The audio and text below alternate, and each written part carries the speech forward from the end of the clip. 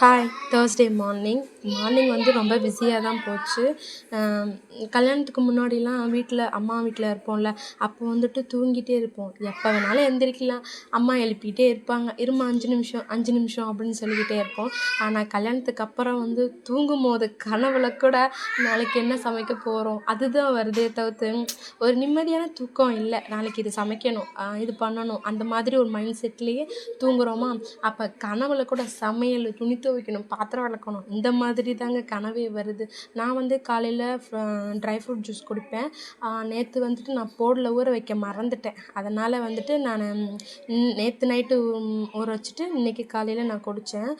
கொஞ்சம் கெட்டியாக ஆகிடுச்சு. இன்னும் கொஞ்சம் தண்ணி ஊற்றிருக்கணும் போல் இருக்குது. எனக்கு வந்துட்டு எப்படி சொல்கிறதுன்னா, சத்து கம்மியாக இருக்கிறதுனால ட்ரை ஃப்ரூட்ஸ் வந்து குடிக்கலான்ட்டு ஏதோ யூடியூப்பில் பார்த்து தான் அதுவுமே நான் ட்ரை பண்ணேன். ஒரு 1 மந்த்தாக தான் நான் அதுவும் பண்ணிகிட்ருக்கேன். நல்லாயிருக்கு. முன்னெல்லாம் என் முகம் வந்து ரொம்ப ஒரு மாதிரி வறட்சியாக இருள் அடித்த மாதிரி இருக்கும்.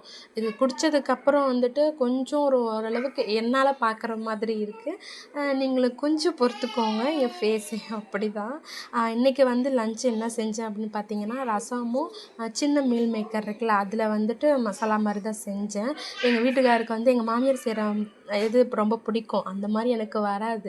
போய் கேட்டேன், எங்கள் மாமனார்கிட்ட கேட்டேன்னு வச்சுன்னா